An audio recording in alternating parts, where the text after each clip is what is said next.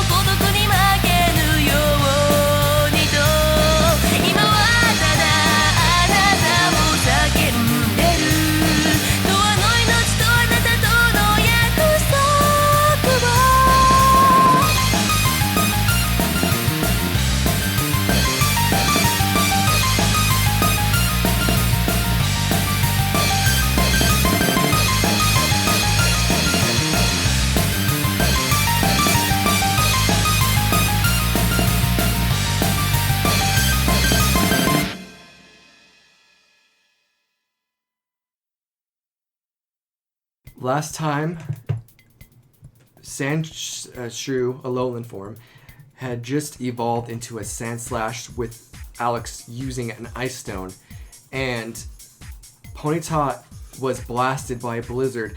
Luckily for Ponyta, it is a fire type, so it negated a lot of that damage with its strong flame, but it still hurt a little bit because the strength from that Sandshrew compared to this now fully evolved Sandslash, even with type advantage, it's going to be rough for Ponyta. And even Dolly, a ways away from this move being used, felt this ice cold blast right to her bones. How does Dolly respond after this big blizzard blasted both Ponyta and you? So Dolly in her head, seeing her Ponyta get hit by this giant blizzard, she's thinking to herself, Ponyta's probably on her last leg. She's really struggling right now to hold her own. But I believe that she can do at least one really good attack. I just have to believe. Fire Trotter, I know you're struggling right now, but please, just do your best and do a stomp. That is a 12 plus 4. That is 16. You got a 16? 16, yes. 16 meets it, yes. Okay. So 2d6, 1, 4, 5, 6, 7. That is 7 hoof damage, and 1d4 of fire, which was 4 plus 4, which is 8. 8 damage. Of fire damage. You said 8? Yep. Because I got a 4. Okay. So, this Sandslash, it's... Roll a Poke Knowledge check real fast. Intelligence? Yeah, 4 it was plus 1, intelligence. 5. Yes. You don't remember exactly how the defenses work for Sandshrew or Sandslash. And at that moment, Alex will respond. Don't you know about Sandshrews and Sandslashes? Vaguely, but why is this important right now? Your measly physical attacks will not do anything to the exterior of Sandslash. So you're saying that my attack is not going to work? Basically, yes. He's going to command his Sandslash. He's going to risk attack of opportunity.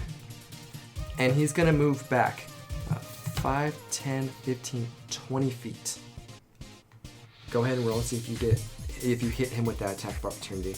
And you're gonna use a stomp as the attack. So the D6? No. Roll as roll if you're trying to see if you hit. No. So I'm gonna say no. So she got a nat 1 for the listeners. Basically, when he's trying to get some distance, Ponyta doesn't see him get past. Like, he kind of gets by Ponyta, and Ponyta loses track. And I'm going to treat this as a stealth hit to make up for that nat 1. And just for flavor with the nat 1, I'm going to say that he actually burrows into the ground, making sense to where Ponyta wouldn't know where he is, and he's going to shoot up behind about 20 feet. And Ponyta's just looking around and doesn't see him. And he's going to use this icicle attack. He's going to shoot spikes of ice, and it's a multi-hit attack. What I'm going to do is I'm going to roll a d6, and depending on what I roll on this d6 is how many times potentially it can hit, and I'll roll to see how many of those actually hit. And unfortunately for Dolly, it's going to be with advantage. And it's only going to hit one time. So, lucky. 17. Okay, so it's definitely going to hit with that 17 natural. And it's going to be 1d6 damage. 2. And I'm not going to have your resistance come into play since you rolled a nat 1. So you're just going to take 2 damage. Okay. But normally we would cancel out that with the d4. But I'm punishing you for getting a nat 1. Hey. As the GM, I have to do that. I think he enjoys it. Dolly, you see this sand shrew. It kind of hunches over, and those ice spikes it has on its back, one of them shoots out and hits Ponyta right in the back. And it kind of goes up in the hooves. It's in pain from that. And you can tell that it really affected it, even with the type advantage. Just the shock of not knowing it was coming, it took the full damage of that icicle. How does Dolly respond? Fire Trotter, no! You play pretty fair, Alex. However, we're still gonna take down your puck and knock it around a bit. Alright, Fire Trotter, I know we have at least one more attack. If you could just use your flame charge, run around this tunnel and blast him! That is a nat 1. So a second nat 1 in a row. Your Ponyta senses the urgency in your voice. It is pretty hurt, and it's excited to end this battle. And it goes to go for a flame charge. It trips over its feet in excitement. It rolls. It's now on its back. It's in a very vulnerable position. And Alex can smell blood in the water. And he's going to have his Puck go in for the kill. Puck, dig under the ground. Come up and hit it with a slash attack. So he's going to burrow under the ground. Shoot out right underneath Ponyta. That's in a very vulnerable position. Is that advantage? With advantage on the slash. That's a nat 20 on the second roll. And with that slash, it's going to be 2d6. Am I looking at it? Okay. Oh, it's 1d6 plus 2. So that's max damage plus 2. And we doubled that. So 16? 16 damage. Ooh. That's a number. It's still up. So Ponyta gets slashed from underneath. The force actually from the sand shrew coming out of the ground actually propels your Ponyta into the air, and you just see the claw on this sand slash poking into the back of Ponyta, and they get pretty high into the air, and then sand slash falls down on its feet. Ponyta lands hard on its back, and it is out. It cannot fight anymore. I thought you were gonna throw it around like a puck. Looks like you're the one getting thrown around. Oh, Fire Trotter, you did your best. I know it probably hurt, but you taught us something very valuable today. That we could still make it through in the toughest of situations. You only taught me that type advantage doesn't matter when you're going against a trainer with way more skill than you. But I'll show you what it's all about. Dolly at this actually rolls her eyes. She is now frustrated and she really does want to prove herself. She thinks to herself, all this time I've always had people picking up the pace for me and helping me out. I'm tired of it. I really want to do well for myself. I want to become a better trainer, but I can't unless I start winning. All right, Alex, let's play. Fire Trotter, return. You did your best. And she is going to throw out Rock Bottom. Let's go. He comes out and he's, very menacing looking Pokemon. As we know, he's a rock snake. And this Sand Slash is just not intimidated by this thing at all. Which is weird because usually when you battle against somebody, the trainer and or the Pokemon look a little afraid at this towering Pokemon, but not these two. We're going to roll for initiative now for the Onix and the Sand Slash. Oh god, I can't read that. 11. Remember, you're adding your dex on your Pokemon. Yes, so that is...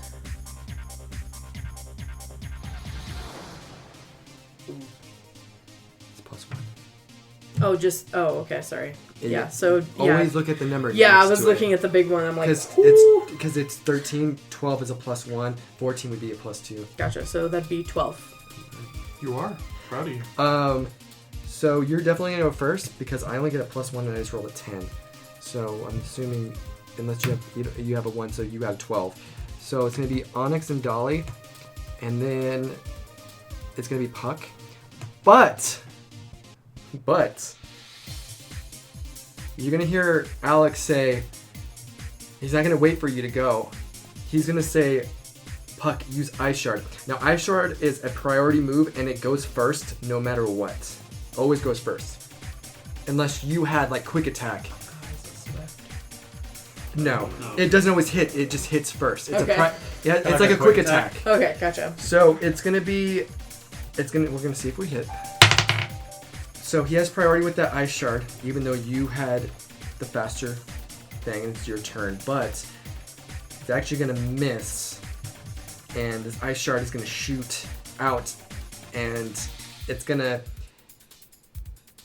hit the wrong part of Onix, like a really tough corner, and it's just going to shatter, and it's not going to damage him in any way. So it is your turn. Well, that seemed like a waste, didn't it? No, we'll get through that hard defense that you have sooner or later. Well, hopefully we rock your world, right, Onix? Alright, Rock Bottom, let's go. Let's go in for a tackle. That is 7 plus 8, 16? No, sorry, 15. So, that's a lot. Are you sure that's correct? Yeah, tackle plus 8 to hit. Because it's Onix. That's scaled down. So, 15? So, you're going to go in for a tackle. Sand Slash is going to...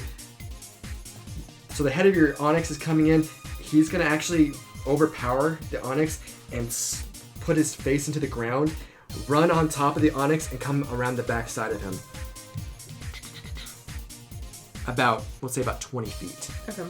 But your Onix isn't prone or anything like that. You're fine. Okay. He just snuck around behind you, but not stealthily. You get what I mean? It's just flavoring. Yep. So, he's not going to use an Ice Shard again this time, so it would be technically your turn again. Oh. Okay. Is it a recharge?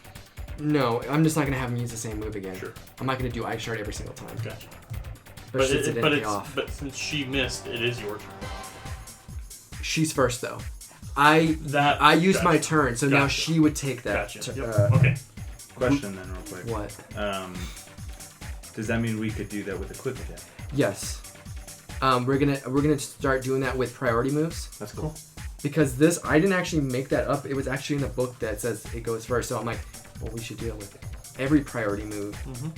So yeah, I'm gonna start, for listeners, I'm gonna start incorporating where priority moves, no matter where you are in the initiative order, you go. But if you don't use it the next turn, the order resets to. So she's basically in 2 turns in a back-to-back attacking, but you still get your turn. You just attack in your normal.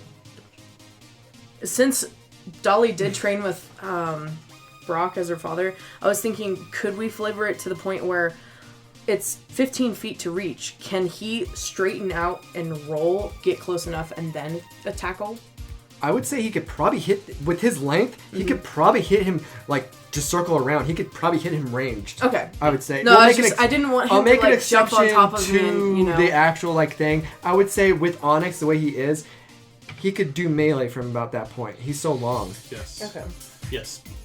Sorry to jump in here, but so he's at this square. He can hit all of these. So yeah, that's not even budging. I wouldn't say if he was back here, of course, but it's still in proximity. Yeah. Gotcha. No, I was just more so concerned, I didn't want Puck to, have crawl up on me again, but I realized that was for the advantage or whatnot. Not bad for a Sand Slash. I'll give you credit. For an advanced trainer, you really taken care of your Sand Slash. However, me and Rock Bottom, we still have a ways to go, but we're strong enough to beat you. I believe in us. Empty words. Empty words? We're fighting for our lives right now. Who cares what's being said so long as I win? Rock Bottom, tackle! And the third straight nat 1 in a row. No, I think you rolled a 7 last time or something like that. That's a nat 1. The yeah, 7's right next to it. I thought the 7 was a 1 as well. Mm-hmm. Your Onyx, because the Sand Slash is behind, it's going to get tangled up, trying to get around it. So it's think of a pretzel. But it's not that crazily tied up. And I'm going to make it to where you're kind of defenseless right now, because you're in an awkward position, and he's going to have advantage on his attack right now.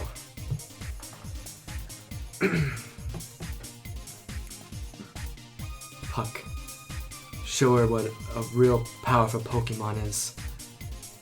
Blizzard. It's a -2 to hit because we know it is very inaccurate. So this Blizzard shoots out, and it's inaccurate. It doesn't hit Onyx head on. Onyx is chilled a little bit, but it doesn't take any damage from it. Oh, so you didn't take any damage at all? Yeah, he missed. Oh, okay, good. Oh wait, I had advantage. He still misses. What was that about being a strong Pokemon? I guess it does matter. You know what? I think it's time. You've been talking too much trash. I think it's time to put you out of your misery. It's about time to put you down. I'm sorry, I cannot take you seriously. Rock Bottom, tackle! Oh, wait, isn't it? Oh. Oh, yeah, that's right, he went. 10 plus 8, 18 to hit. Rock Bottom gets untangled. He actually does what you wanted him initially to do, and he does hit the Sand Slash. So that is 1d10. That is a 7 plus 6. So 13. Yes, I didn't know we were. I didn't. Oh, yep. No, it's great. You have a +6.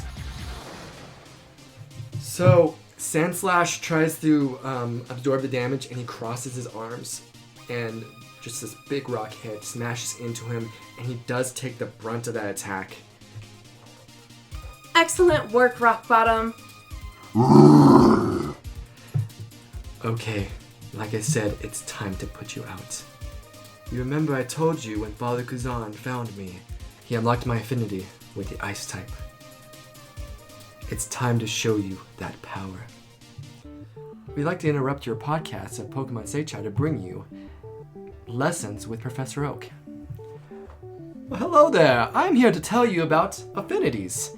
If you don't remember, we've been bringing up Affinities quite a bit in the show, and it's basically a trainer is born with this talent for a certain typing of Pokemon. So for instance, we have Alex, and he's an Ice Affinity. Basically, he can use this affinity to power up his Ice-type Pokemon. And there's a bunch of different affinities for every type of Pokemon. You're born with it, or you're not. And it's just random what you get. So let's see how this plays out. So basically, Alex at this point kind of clenches his fists. He closes his eyes, and it looks like for a second he's meditating. And this icy, like, you've seen dry ice before? Mm-hmm. This smoky, like, dry ice surrounds him, and then all of a sudden, Puck starts radiating the same kind of smoke. Basically, what I want to do for people that listen to that know the D&D rules, the 5th edition, I'm basically doing the affinities where they are basically raging with the barbarian, and that's what we're translating it with. And because most of the time you guys aren't going to be using one monotype team, mm-hmm. So we'll say until the end of the match, once you use this, it's going to be in effect, but it's not going to affect anything that's not the same typing.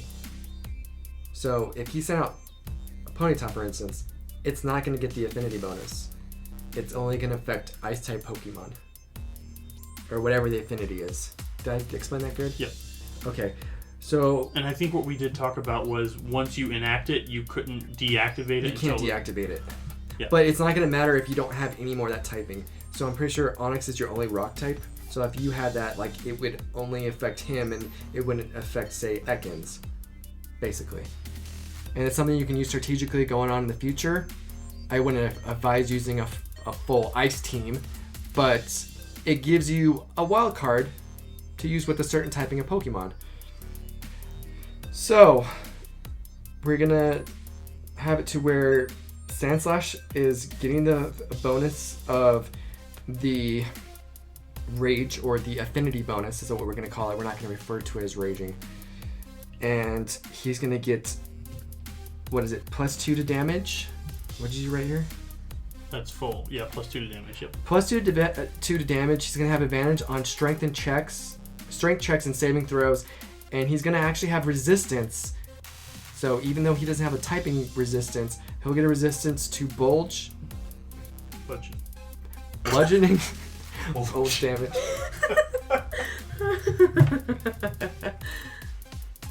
Bludgeoning damage, piercing damage, and slash damage. So any kind of damage that it would do like that, it would basically resist. So we'll do half. It's gonna be halved. And I take it tackle is a bludgeoning? Yes. Okay. Puck, use icicles again. So D6 to see how many hits. 4. So we're gonna roll to see how many of those 4 hit. That one doesn't. That one doesn't. That one might. I don't think 15's gonna hit. No. 18 is my AC. So this barrage of spikes starts shooting out, and kind of like, I wouldn't say Onyx does the Matrix, but they're not aimed very well. He's putting more power instead of actual accuracy, and these spikes just start falling around Onyx. They're pretty close to hitting now. What distance is Onyx from 15. Puck? 15? Okay. Well, I guess I am surprised I didn't have to dodge those, but I guess I'm not surprised. Onyx, let's roll in for another tackle. That is 4 + 8. 12 to hit? No, and it's going to basically be a case of deja vu, where it comes to a tackle, the Sandslash is able to push down on the Onyx's head, run across his body, and again come from behind. And now he's gonna, with him turning his back, Alex is gonna give Sandslash the signal. Basically, it's a thumbs up to a thumbs down. And then Sandslash is gonna burrow and disappear. I'll let Onyx roll a perception against my stealth. Perception is... Don't even bother. Well, actually roll, because we might get both nat ones. No. Sandslash, you know exactly where it is, because a crater forms underneath where Onyx is, almost as the ground's giving way, as if something's digging underneath. So you are also aware, Onyx and you are both aware that he's down there. And he's going to come up and do a slash attack. Just like he did on your Ponyta. That's not bad. 18. Yep, my AC is 18. So it's going to be... And then I forget, I didn't do this last time, but it didn't matter with your Ponyta. Because it burrowed and then did the slash, it does an extra 2d6. So it's going to be 3d6 plus 2. So it's going to do some probably hefty damage. 3, 4, 8... 9. No, 9, because, it's 4. 9, 10, 11 damage to your Onyx. And this does look like it hurts Onyx despite his rock-hard exterior. And he lets out a... And it winces in pain. It's as if the strike by the claws of the Sandslash has somehow breached this hard rock. Hang in there, Onyx. Don't worry, I have a plan. Hang in there, alright?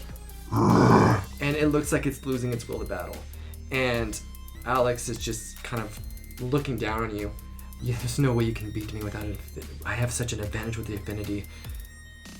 And I want Dolly to think back. Did Dolly ever train with Brock? Absolutely, he's my father. Okay. And you kind of learn the things that he's taught you, and you know a lot about rock types. Now, your dad has a rock affinity. Usually, affinities are passed down to the children. It's not guaranteed. Most of the time, the affinities will get passed down generation to generation. So, as we know, Alex... His parents were the gym leaders, right? It was an ice-type gym. So it makes sense that he would have an ice-type affinity inherited from his parents. So, something's gonna click inside of you. You're gonna feel like this weird sensation. Maybe you hear your dad's voice in the back of your head. Dolly, you know that nobody knows rock-type Pokemon more than me, and I taught you almost everything I know. You know rock-type Pokemon like the back of your hand. You know about the power of the rock-hard defense. Utilize that rock-hard defense. And all of a sudden this dust around you starts to kick up like a small sandstorm. And you notice that the same thing happens to Onyx.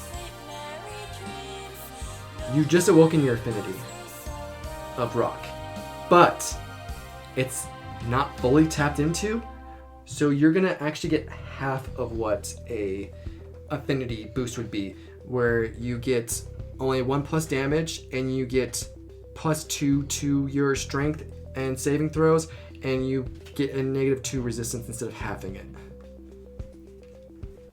We're gonna now switch scenery to the fight between Orange and Trippy.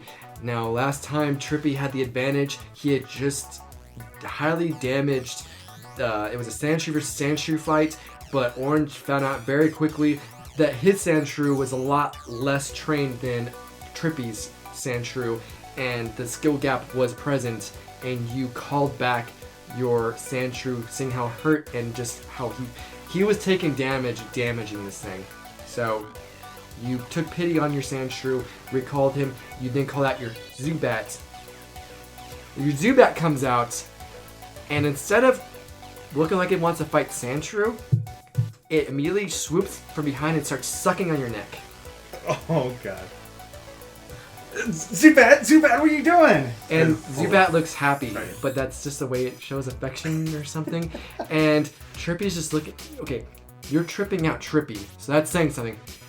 Did you train any of your Pokemon, or are they all just running rampant on you? Quiet, you. I'll deal with you in a minute. It's just like still trying to suck on your neck. So I grab a Zubat by the body and pull it out. I imagine I'm just like pulling the fangs out. And the fangs are like dug into your neck, and then it pops out. And it's just, it looks happy. It's fluttering its wings. It looks happy, like it's playing with you. So I get the feeling that it's playing with me, or is that just Poke knowledge. Or, yeah, we'll go with that. Is that intelligence? So a 9. It's not too bad. You know, Zubats are usually a little playful, but yours is more playful than others. And it likes your blood for some reason. So it's having trouble focusing on the task at hand. So what is Orange going to do to get a hold of the situation? Zubat, I know we haven't fought together yet, but right now, our lives are in danger. We need to take this guy down. So it's going to turn and face the Sandshrew. And let's roll initiative and see what happens. We need to roll. I forgot about that. He got a nat 20. That's 3. Yeah. So it's going to be Sandshrew. And it's going to be Zubat. And is this Sandshrew a normal looking Sandshrew? Just to be clear. This is not an Alolan. The only Alolan Sandslash now is fighting against Dolly. But this is just a regular Sandshrew from Kanto. With sunglasses. He is wearing some shades. Why I asked. Sandshrew, we know that Zubat's part flying. So why don't we hit it with a rollout attack and use that rock damage against it. So we're going to do that. Does 11 hit? No. So it's going to roll in its ball like it's done before. It's actually going to propel and shoot itself. And Zubat is going to easily be able to move out of the way. And Sandshrew falls a little bit behind it and comes out of its ball. Alright, Zubat, let's counter that with a supersonic attack. So that's going to be a wisdom saving throw. Wisdom. 12. Yeah, that just makes it. Does it have to meet? Mm-hmm. Oh yeah, that just makes it. I thought that was a 19, so. So Zubat starts propelling these supersonic. You can see these vibrations, and they go into the Sandshrew, and the Sandshrew is just unaffected. It just is not able to penetrate the rough exterior of it. Well, it was worth a shot. Is that the best you got? Embarrassing. How did you make it this far? I saved the best for last. I hope so, because it's been straight garbage. I see more talent in the Ponyta trough. Trust me, Trippy. I'm gonna make you eat your words. Alright, Sandshrew. Same tactic. Roll out again. That 20, not natural. Absolutely. So it's going to do 1 D4, first time hitting. It's going to be 3, right? So yeah, he's going to get effective damage on this. Okay. D4 then. Another D4. Effective is just D4. Oh yes. Effective, yeah. So I'm going to roll another D4 with this because it is a rock type move. So it's going to be 6 damage. And yeah, that's all it does. There's no addition to that. So 6 damage to the Zubat. And so it's going to roll up in the ball again, and this time it hits dead center on your Zubat. And your Zubat gets hit hard, stars around its head, it is hurting, and it's gonna actually start trying to suck on the Sandshrew, but the fangs can't penetrate the outside of it, so it just goes back to sucking on you, trying to suck on you, on your neck. Because he got hurt, he's trying to suck on your neck, because that's how Zubats can regain health, is Leech they Life. use Leech Life, and he can't use it on the Sandshrew because he can't use his fangs, so he's going to go after his favorite target, which is you, but he's being a little bit more rough than usual because he's in dire need of healing. So that is your turn. Do you want to roll to see how much healing Zubat gets, though? And roll for damage on orange. I'm assuming Orange is going to be, because Zubat's not very strong, he's going to be able to fight him off. I just want to. I If you're doing the scene, do the full I'm going to scene. say that Orange the first time was just taken aback. He didn't think a Pokemon that he caught was going to clamp onto his neck again, because that's how they actually met. Yeah. But this time, he sees the Zubat coming at him, and he's like, Can I just reactively return him to his Pokeball? no, your hands are full. Okay. So, Trippy is laughing at you. Your own Pokemon's attacking you! Are you sure you're really a Pokemon trainer? You're the worst Pokemon trainer I've ever seen in all my 10 years. Trippy, I just caught this Pokemon in this cave. Give me a break. Meanwhile, Zubat's just ferociously trying to suck your blood, and Trippy's just gonna say, "End it, Sandshrew. Jump up there and give him a slash attack."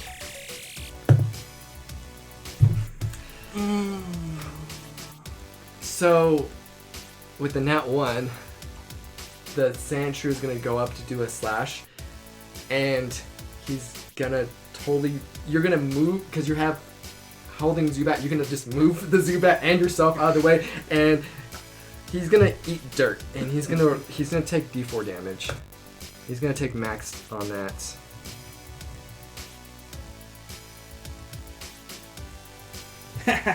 Who's the laughing stock now? The guy that's still getting attacked by his own Pokemon. Oh, you just wait and see. Now Sure. can I Clap your hands. just like kind of hold him back with one hand and return him, because obviously this isn't going anywhere with Zubat. Yeah, go ahead. All right, cool. So yeah, I just kind of one hand palm Zubat back and then return him to his Pokeball, and then pull out another Pokeball. Geodude, go! Geodude. So I have to get his. And we're gonna have to reroll initiative now. Yes. Thank you. Good. And another Nat 20 on initiative. Another below 5 too. So Geodude. So you have an actual Pokemon that's not gonna attack you? Is he actually gonna attack my Pokemon? Like I said, Trippy, I'm gonna make you eat your own words. Well, I'm hungry, so I hope so. Go ahead and dig. Now this time, he's going to dig, but I'm not going to say the location. And you lose sight of where he is. And I'm actually going to, so I'm not cheating, I'll say exactly where Grid Square is then. Okay. Starting with this one being 1, of course. Is dig kind of like with the, if he's actually using the move dig, is he doing, or is it like he's just digging underground? He's digging underground. Oh, okay. But he's not going to attack you this time. Okay. He's just going to burrow. He's going to burrow into the ground, and you don't know where he is. Gotcha. Geodude, false appearance. So, knowing that you don't know where he went underground, Geodude is actually going to blend in with the rocks in the cave. And even Trippy, like it was so happened so fast, Trippy doesn't know exactly which rock is Geodude. I can play at this game, Trippy. Okay, well, time to play a little roulette. And I'm a betting man. Go ahead and hit him with a slash attack. So because he used false appearance, he has disadvantage, and both those are miss anyways. And he's gonna shoot out and just destroy a rock. And he's actually right there. He just destroys a random rock. It breaks it into like a bunch of little pebbles. And I will let you have advantage on this attack. Geodude, time to catch him off guard with the rock throw. Nice. 17. That hits. You said advantage, right? Yeah, Yeah, that's so try to see if you get 20. 19. That is... Yeah, 6 damage. 6 damage. So Geodude just picks up a boulder off the ground and he just chucks it at the sand slash that is... chucks at the sand shrew that didn't know where you were, but you do reveal yourself now, and this rock just smacks right in to sand shrew's body, and it does hurt it. Good job, Geodude. Let's keep this going. Geodude. So, Why do I always picture Geodude just going, dude? I don't know. Because he did. Sand shrew, let's get momentum back. Roll out attack. 13. Yes. So it's going to be a d4 damage.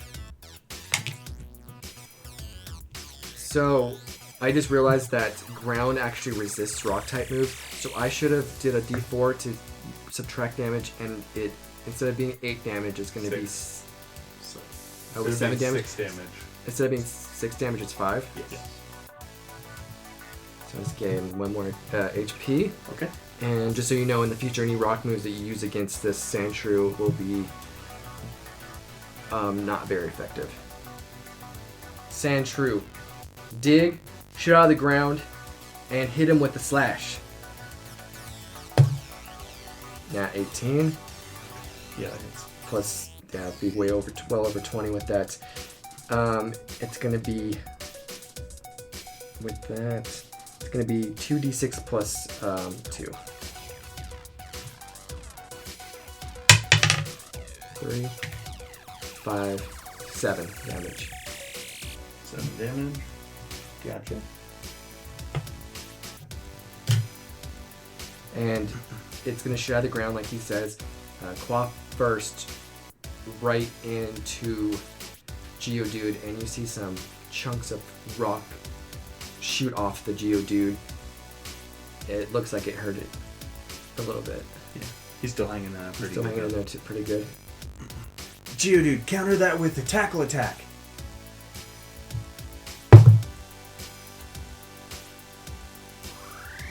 It does hit. Okay. And that is 1d6 plus 1. 3 points of damage. Okay. That's it. You're really starting to peeve me off. It's time to dig deep. Literally. The ground is going to start to vibrate a little bit. Huh? What's going on? It's like a small earthquake, like tremor. And then it's going to steadily increase, and it's going to start vibrating as if it's an earthquake, but not super strong. You just see like an aura kind of take shape around both Trippy Trainer and the Sand Shrew. Like a golden, like earthy kind of color. And all of a sudden, this violent wind kicks up, and there's a sandstorm going on. A vicious sandstorm. You're getting pelted by sand. He's standing there taking it like it's not affecting him at all. What's the big idea? This is my affinity of the ground type Pokemon, which gives me an advantage in battle with ground type Pokemon. Courtesy of my old man.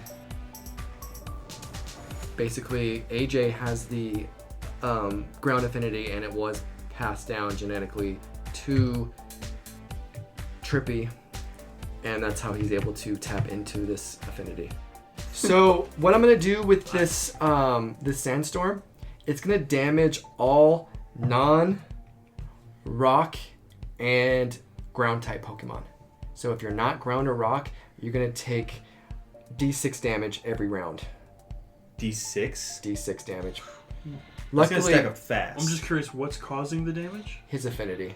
It's His causing aura? a stand because there is sandstorm in the game. Sure. But I'm just gonna incorporate it. I want Cool. every affinity to kind of be like No, that's fine. No, I was just curious what is actually harming them because I was thinking of It's a flying. sandstorm going Gotcha. on. Okay. Yeah, my Geodude will be Because fine. it's actually a rock/ground type move that they can use that will kick up sand, and they don't take damage, but anything that's not ground or rock Gotcha. will get impacted every turn. Cool. Luckily, you don't have to deal with that yet, and he also does get the benefits of the Affinity +2 damage, the advantage on checks and resistancing to certain attacks.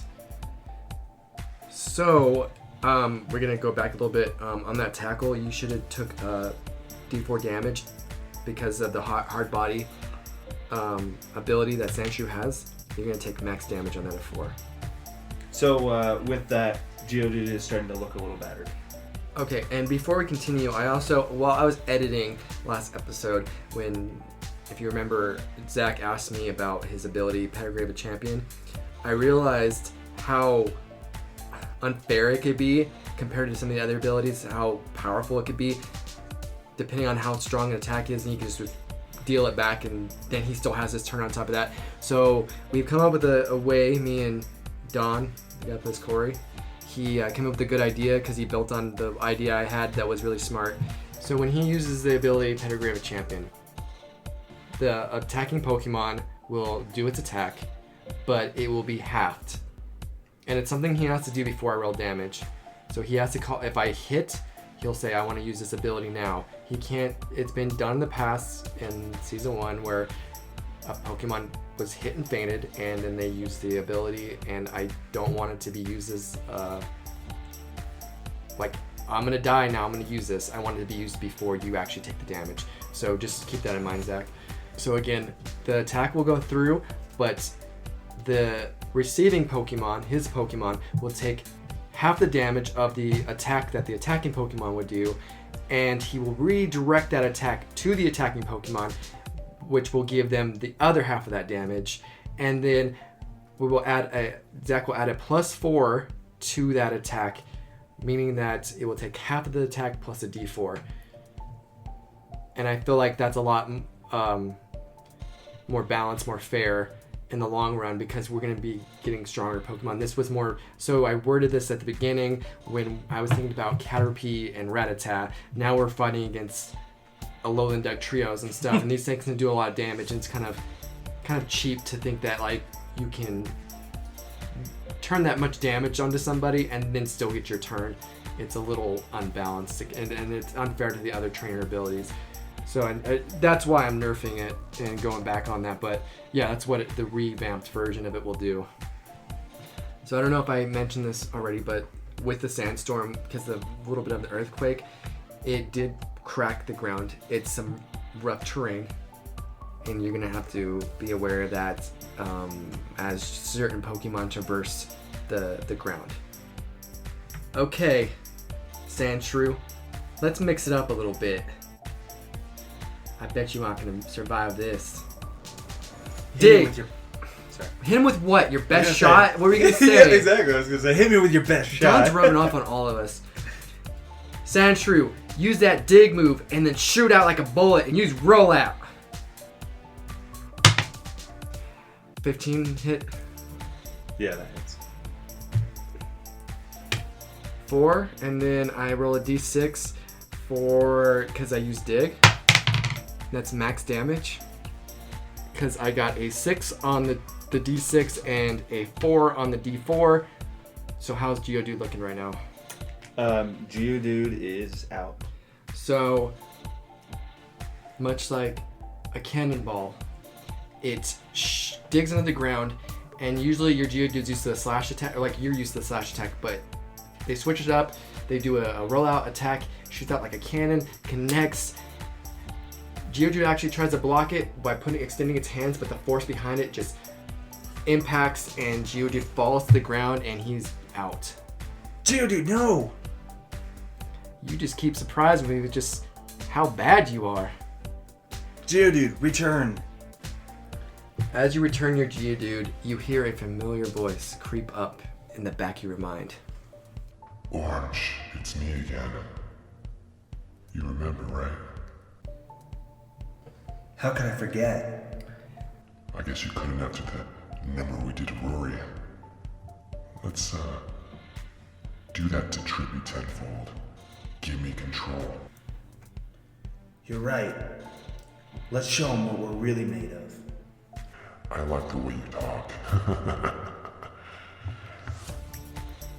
All of a sudden, after this little inner dialogue between Burnt Orange and Orange, Orange will transform. The flaming aura will consume him, and he has his eyes closed, and his skin tone turns darker. The veins start popping out. His spiky hair kind of resembles a flame on a candle, and he opens his eyes to reveal red irises. Orange was taking it easy on you. Now, you're gonna suffer the wrath of Burnt Orange. I'm pretty trippy, but you are out of this world. What are you? And then we're just gonna cut over to Dolly continuing her match against Alex, and it's still Onyx versus the Alolan Sandslash, my bad. And Dolly had just awoken her rock type affinity. It's not quite to par with the fully awakened, attuned Alex's ice affinity. But Dolly has a little boost, a little pep in her step right now. And I believe it was Dolly's turn? Yes, it's Onyx's turn. Okay, so it is Dolly's turn. What is Onyx going to do now that he is infused with rock affinity power from his trainer? So I'm going to say Dolly is now with this feeling around her. She's not quite sure what it is, but she's looking around and she feels the slight shake underneath her feet. And at first she thinks that it's another match from somewhere in this cave system, when really it's her. She feels that it's surrounding her, and seeing Onyx in front of her, it's enveloping him. And she's thinking to herself, what is this? This isn't another battle. This is me and Onyx. Just like what Alex has with his Sandslash. No, it's me. She looks around, seeing the sand lifted from the ground. This power, this ability, this could be my edge. This could be what helps me win. She looks up to her Pokemon. Rock Bottom, are you feeling it? Alright, let's give it a shot. Let's use Constrict. So that is a DC 17 to resist, and it takes 2d10. Oh, I'm rolling a DC save. Yes. Right now. That's a nat 20. You try to constrict this Sandshrew, and it's ice, so it tries to constrict around it, and it just flips out. Onyx is curled up. He missed, and Sandshrew is on top of him. Are you going to negate the damage altogether or still take half? What was with the nat 20? I'm going to say he Fair negates enough. all Yep, fair damage. enough. Okay. If it was 19 or anything like that, I would say Gotcha. continue. Yep, just wanted to be clear so we don't have But questions. nat 20 has to be Respected. it has to be respected, and I think it's respectful Cool. to No, I just wanted to voice slip that. right out of that Yep. attack. Like an ice cube.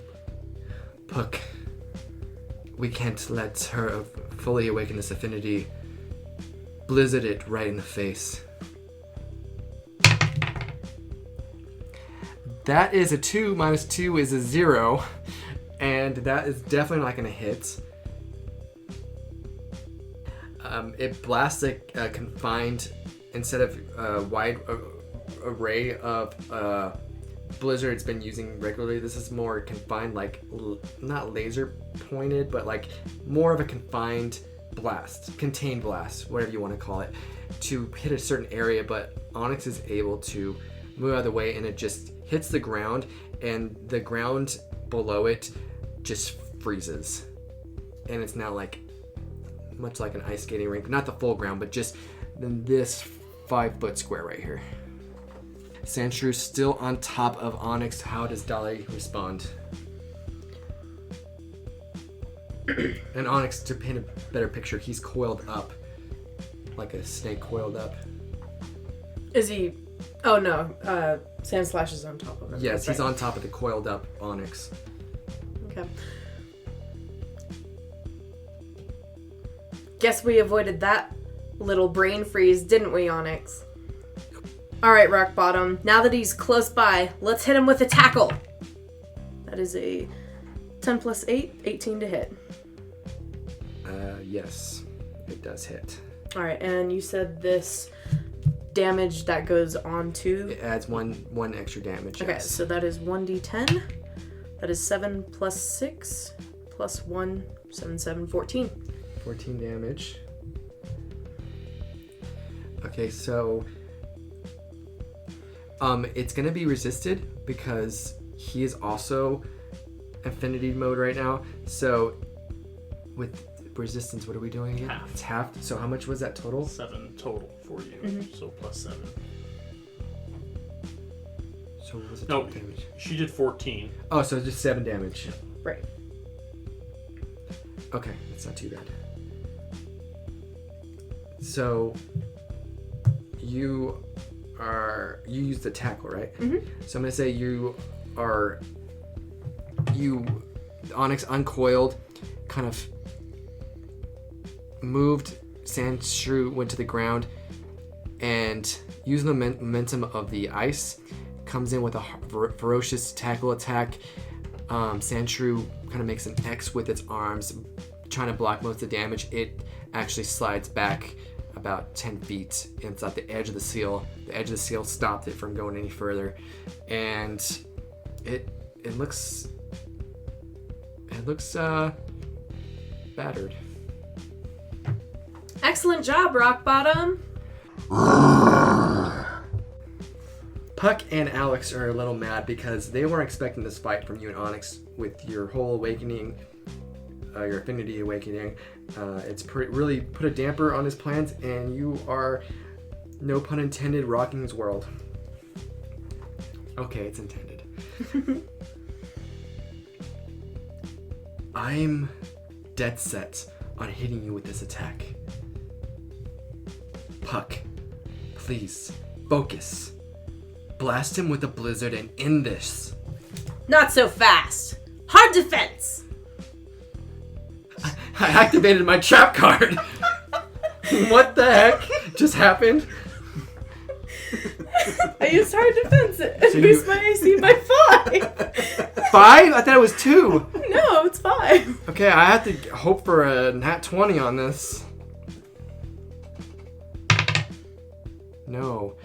You kind of wasted that hard. But you shout out hard body. And that... Hard defense. Hard defense. Dolly shouts out hard defense to Onyx. And if you don't know, hard defense is Dolly's trainer ability. And what it does, it adds a +5 to Onyx's, or any Pokemon's AC. In this case, it's Onyx. Onyx's rock body kind of shines for a second. And the rocks look almost steel-like. Temporarily. And when Sandslash uses this blizzard, this ferocious he listens to Alex and he sprouts out a ferocious blizzard. You get chills, you're shivering. Alex is shivering a little bit too, and it just so happened that Onyx hardening up its rock and becoming so defensive didn't get affected by it at all. Now it's Onyx's turn. Excellent job, Rock Bottom. Let's go in for the kill. That's the spirit. Let's hit him with a tackle. That is 12 plus 8. That is a 20. Unnatural. I really feel like that tackle is too high to hit. I understand it's Onyx, but a +8 is a little high. Yep. We did agree a +8 was fine, though, when we looked at what the stats called for. It's gonna be. No, I agree. We have another little segment by Professor Oak with Lessons with Professor Oak. Well, hi, I'm surprised to be back again so soon, but It seems like the cast of Pokemon Seichao has made a major oopsie. They used the Pirate Gonzalez as a reference for their Pokemon and the moves and such, and it seems like Onyx was pretty, what do the kids say nowadays? OP. And he had a +8 to hit. Ooh, that's a hard thing. I don't know what Professor is going with that. That's just a little too much, I think, in my book, and I'm always a sucker for moderation. The Pokemon Seichao cast is going to make it a +4 to hit instead of the outrageous +8. What were they thinking? All right, well, that's the lesson's over, children. Let's get back to the action. Thank you, Professor Oak.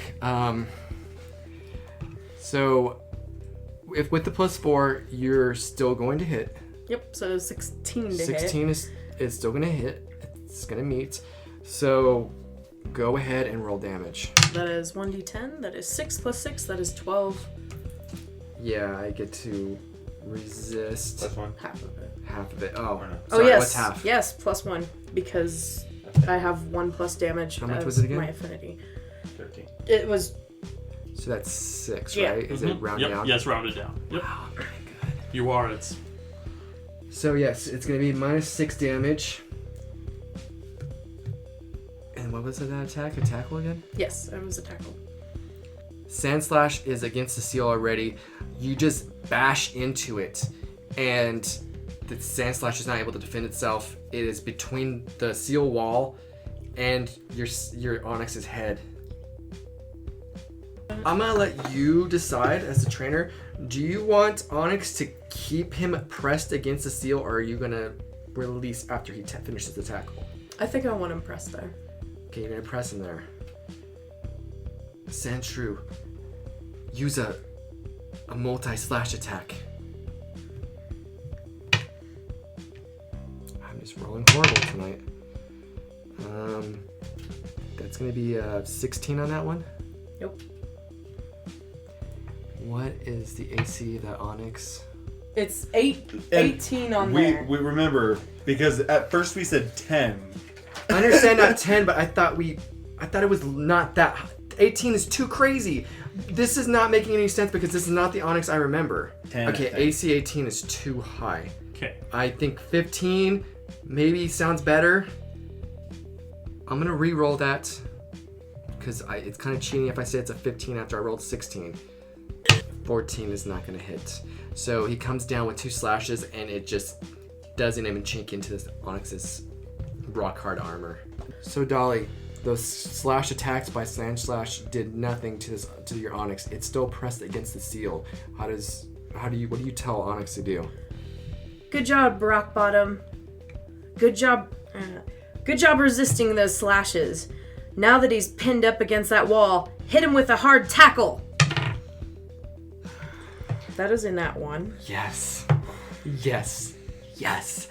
Thank Arceus. He's gonna momentarily, Onyx is gonna rear back to go for another tackle. If he's pinned, she has advantage. It's the same as being knocked prone, But it's still 1. but that's what advantage is for. You roll a second one and take the higher. Yeah, I'm really... I'm gonna say right now that was more of a flavor thing to keep the battle interesting. So it wasn't in any way to give a disadvantage to the Sand Slash. So Onyx is gonna rear back to ram him again, but in that meantime, Sand Slash is able to avoid. Onyx crashes into the seal, and the seal is pretty hefty. I want you to roll a d6 of damage. That is 5. Because it's bludgeoning damage that you're taking from the seal wall. Mm-hmm. With your affinity, you're gonna take -1. No, you're gonna half the damage. Okay. Right? -2 because she's only half. Oh yeah, it's not the full. Yep. So you're gonna take 3 bludgeoning damage, Okay. and I'm going to give Sand Slash advantage on this attack because Onyx is still collecting itself, and Sand Slash is right behind it, and Onyx is vulnerable. Mm-hmm. And he's gonna go for the blizzard. Come on, Dairy Queen. A nat 20 on the first one. I don't have to roll the second one. It's going to be... You need to make a DC 13 con save. And I swear if you have more than 18 on the con, I'm going to freak out. It's a +4. With an onyx, that makes sense. With that nat 1, you're going to take double the damage on this, and I think this is going to be it, because it is 3d6. 5, 4, so that's 9, 10, 11, 12, 13, 14. 14 times 2, 28 damage. You're getting good too. This blizzard attack hits a concussed Onyx that's vulnerable, and Onyx literally freezes and falls down to the ground, and he's frozen solid, and he's not able to fight.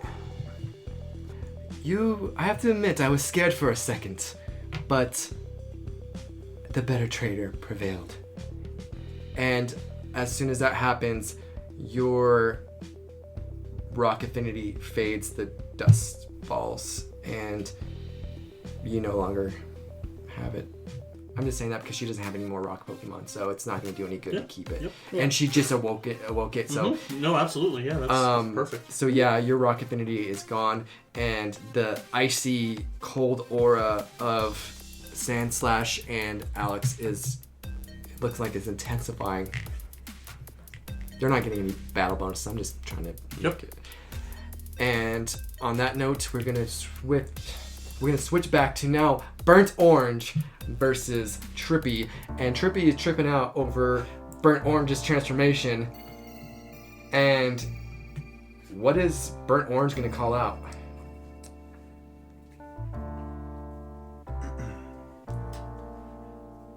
We're down to the wire now. Clefairy, go! So Clefairy's gonna pop out, and she's gonna look to see the face of her longtime childhood friend, and she sees Burnt Orange. And Clefairy jumps up in shock and hides behind a rock, and she kind of peeks out. She's scared of you. Has Clefairy ever seen No. Burnt Orange? By the time you met her, you had already gone through your therapy, and Burnt Orange was a thing of the past. Clefairy. Clefairy, I know I'm different, but it's still me. Sort of. Let's take this guy down. Roll a percentage die and see what percent Clefairy's actually going to listen to you. And if you roll really low, it's going to refuse to fight. Okay. Yeah, I'm fine with it. That would be a 9. Right? 0, 0, and that's a 9. That's a 9. 9%. Clefairy is trembling. She's terrified, and she is not looking like she's willing to fight. I guess I somewhat expected this. Clefairy, return. So you got all this fire, and you look real cool, but your Pokemon still don't listen to you. Just wait and see.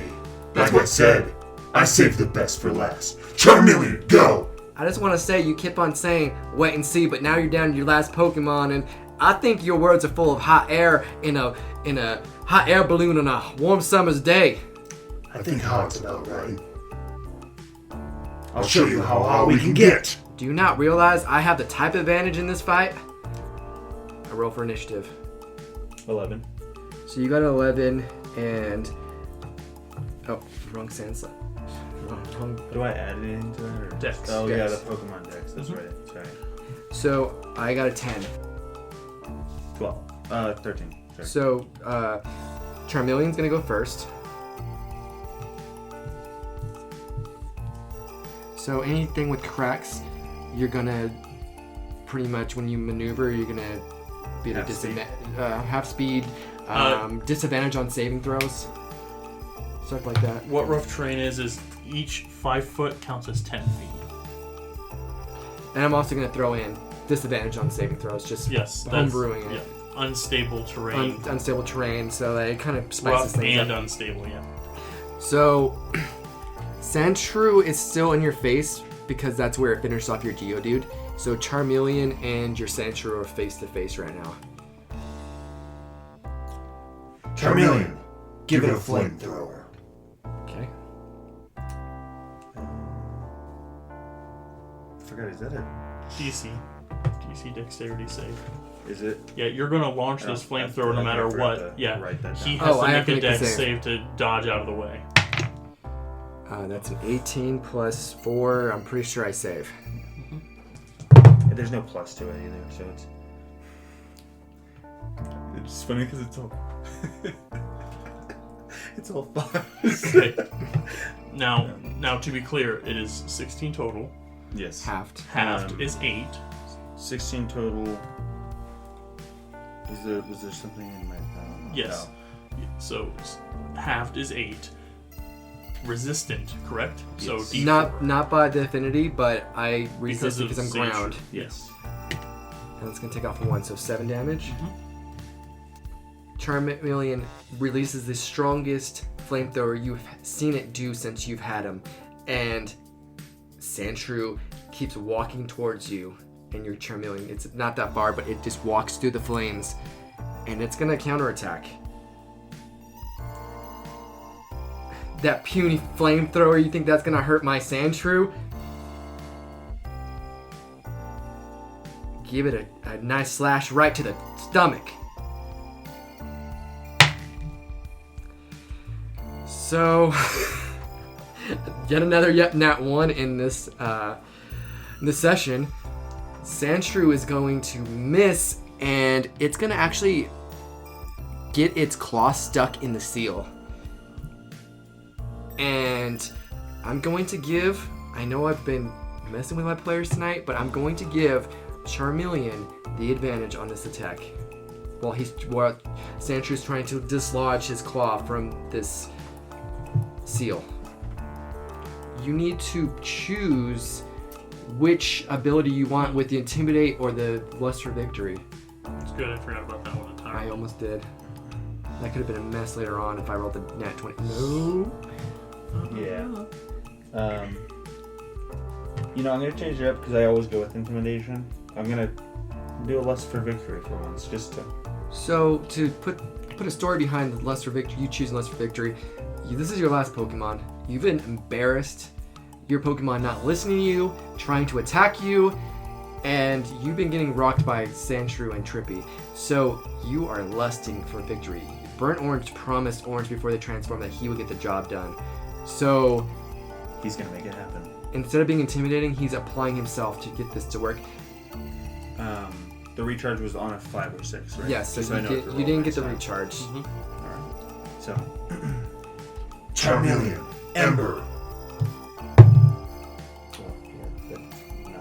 do I get advantage? Yeah, I forgot. The second one's a nat 1, so the first one was a 5.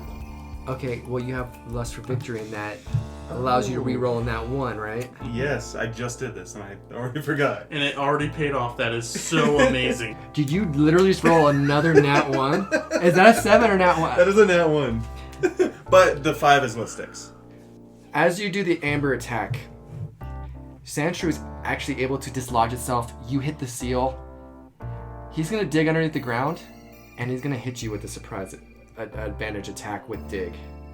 Okay, And am he's I gonna able to follow- do anything to... No, and he's going to follow out with a rollout.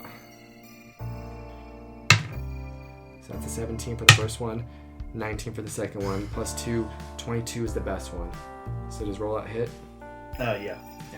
And it's a rock attack, so it's going to be with effective damage. Oh, that's right. Yep. 2d4. Oh yeah, 2d4? Yeah, because it's hitting for the first time plus the type advantage with the effective hit. 3 on that first roll, 1, so 4 total damage by that rollout. Gotcha. Charmeleon takes it like a champ.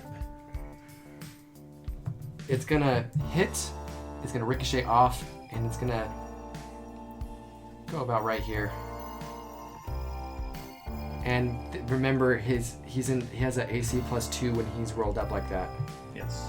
Alright, and then roll for recharge. Okay, you get your flamethrower back. And...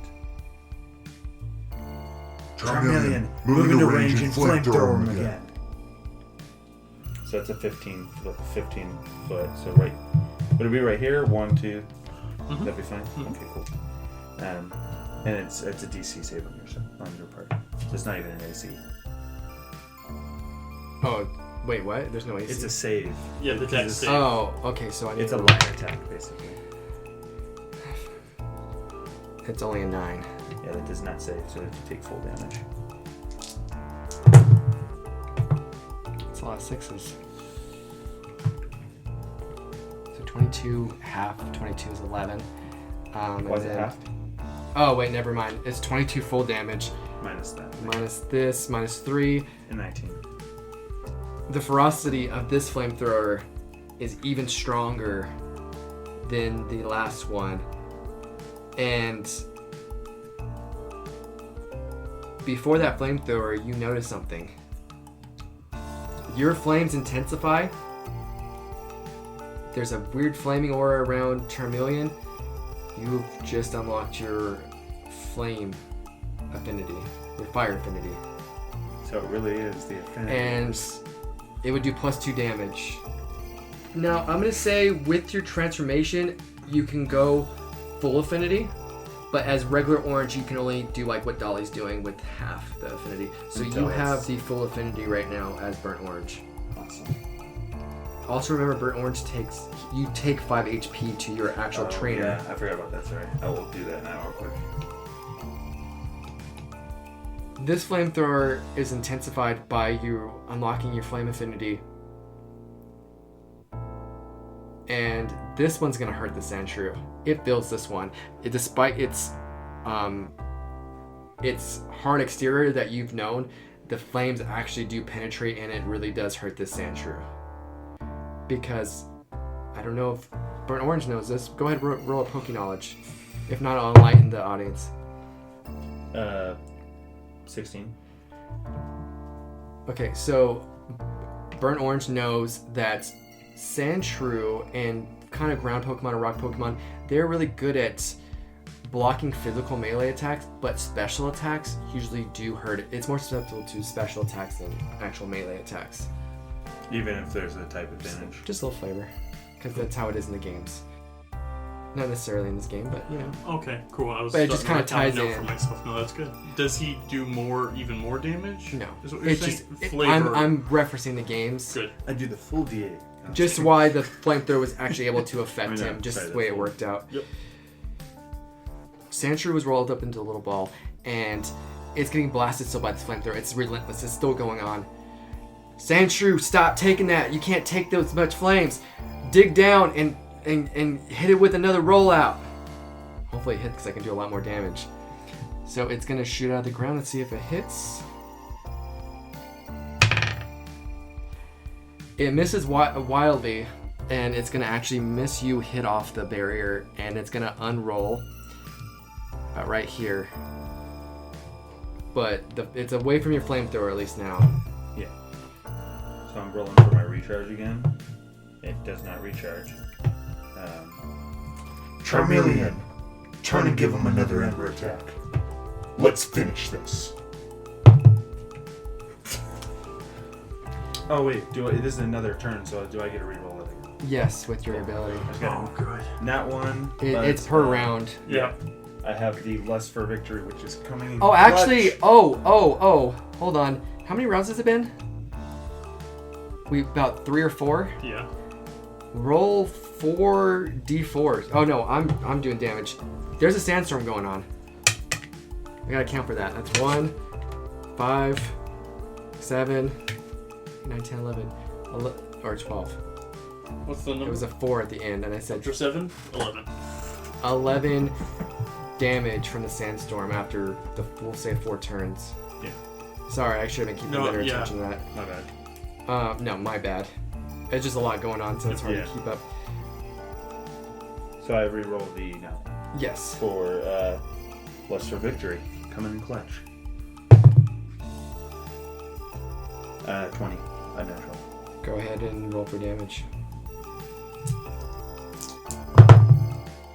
That is 6 plus 5, that's what, 11, plus 3, 14. 14 damage, and then I'm going to reduce that. 10. 10 damage. Okay. told you that I saved the best for last, Trippy. Okay. Well, let's see. Oh, I didn't add, because I don't have the little card for Affinity. Sorry. It's +2 damage. So minus... You have advantages on... Oh, so I would take Another 6? Just Do you two want to do the 2 more last damage. Because with that, how I blocked out. Okay, so we'll do it where at the start of your turn, you take the sand damage. So there's some consistency. So now it is Sandshrews' turn. Sandshrew, move up close on him. Give him multi-slash attack. 2 slash attacks. Nat 19 on the first one. 13, 14, 16, 17 on the second one. Yeah, that is. So 2 slash attacks.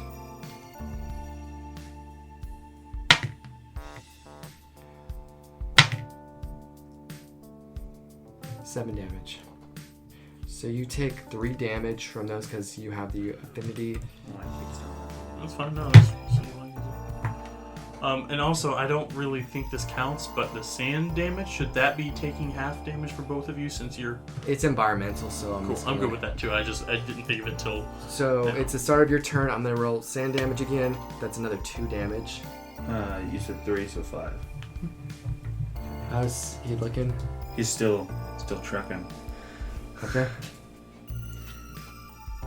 At this point, Burn Orange is getting a little over cocky, and he's gonna disregard. He's gonna just ignore the fact that Charmeleon's gonna take damage for this. Charmeleon, show him our double slash. Or actually, sorry, double Multi-attack slash. slash. Sandshrew, brace for impact. So the first one is a 16 plus 5, that's a Yes. 21. The second one is a 15 plus 5, that's an unnatural 20. So the first slash does 5. And the second one does 4. So the first one's gonna be halved, so it's gonna be 2 damage. And then what was the second one? Was 4, you said? Yeah, 4. So it's gonna be halved again, so it's gonna be 4 damage. Plus another 2 because of his... Plus your 2 damage, so 2. 6. Plus another 2 because those were 2 attacks. Oh yeah, so. 8 damage. Yes.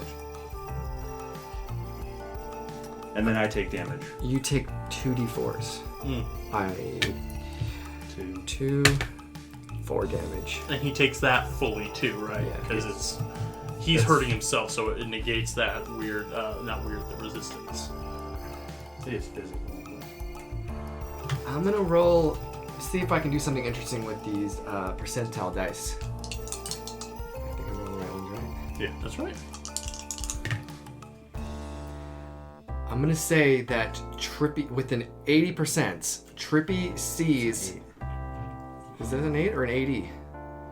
That's an 80 plus. That's a 10, so 90. No, Is it that's what? a 90. I thought that was an 8. Oh, because a 0 on the 10, it's a 10, not a 0. Yes. With a 90% on the percentile dice, Trippy sees the cracks and he notices that there is a little bit of water in one of the cracks, and he comes up with an idea that he can maybe get that water to hit Charmeleon. So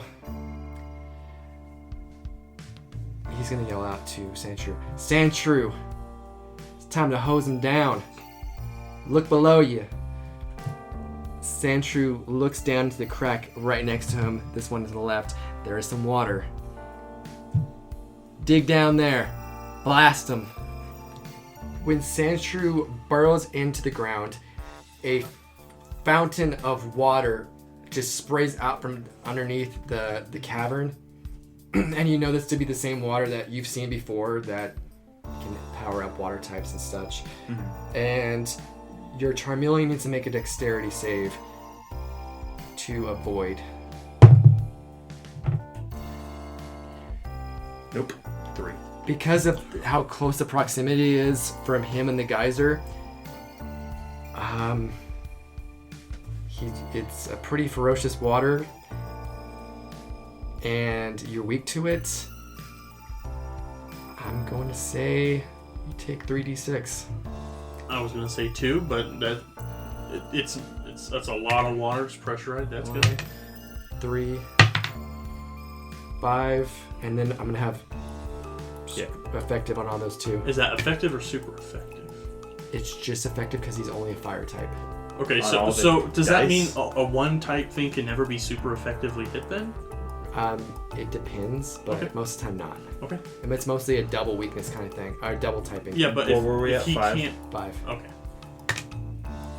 8, 9, 10, 11, 12 damage from this geyser, and it dissipates after it was a short spurt, but it was a powerful spurt, and it dissipates. And go ahead and roll the d4 now while I'm doing that. No, it's still Sandshrew's turn. He just used his dig sorry. movement. My bad. He didn't attack, and he's gonna sprout out from the ground. Well, I'm gonna give him advantage because he just got blasted by water, and he's Charmeleon's probably like a wet dog, 12, sorry. Mm-hmm. 12. a cat thrown in a bath. So he's gonna use a multi-slash attack, and if it hits, it's gonna do some damage. That's a nat 1 on the first one, and a 19 on the second one. Second one. He's gonna come in with the first slash. He's going to pretty much get his claw stuck in the ground, kind of similarly to how he did with the seal. But he's gonna come up with the other one, and it's going to hit. It's gonna connect with you, and that is a with the dig 2d6 plus 2. 6, 7, 8, 9, and then I know that's halved, right? So that would be 9. It would be 4. Mm-hmm. So 4 damage. How is Charmeleon looking? Pretty rough shape. Yeah, I wouldn't say like super rough shape. Just a little bit more than battered. All right. Well, it is your turn, and D4 of sand damage. And that's 2 more damage. Did I roll my recharge last time when I did the... You did, and you got Yeah, a you 1 failed. or something like that. 6. You can, Mhm. if you want. If you don't trust me. No, you're good. You're recharged. Charmeleon, we can't risk getting hit by the water again. Back up a little bit and use another flamethrower. Just kind of cover my arm there. So where are you backing up to? Just... Straight back. Okay. no, sorry. Isn't it me? DC save, yeah. My bad. 9, 10, 11, 12, 13. 13. DC 13. Okay. Dexterity. So saves. it's saved, so I take half damage. Half damage. Damn. Alright. That was a little bit more of an even throw than before. I got 3 6s earlier. So this is 4, 8, 10, 13. Plus 2 for... does that after the half, right? No, 15. And then you'll take the minus because you're typing. So how much? Why did you say 15? So You got 13. 13. Plus Last 2. time we did plus 2 after. No, we were halving? supposed to do it first. Yeah, you're supposed Oh, to do okay, the okay. plus we 2. had to account for that. Yeah. Sorry, my bad. So 15 and then minus a d4. Yeah. And half. What's half 15? Why half? Because he made the save. So Oh, half of oh. 15 minus 4. That's why I was asking. Does the Half affinity of okay, so the affinity takes place. after the half, right? Because the half is just half damage for the. So it should be. So he rolled a 15. Mhm. No, I rolled No. 13. 13 plus 2 is 15. Yes. Then it's halved with my DC save. 7. Then I block out 4 of that. 3. 3 damage. Cool. Sandshrew looking really rough at this point. It's fought a lot of your Pokemon Yeah. that actually would fight. Uh-huh. Sandshrew, we can't go out like this. We can't fail Father Kuzan. It's the only way I can escape from my father's shadow. Don't let me down. I'm gonna put you in his shadow. Well, let's see how much you like this. Earthquake attack. Oh. Yeah, off the cuff. 17 hit? Yeah. Okay, we're going with that. You need to make a DC save. Oh, gotcha.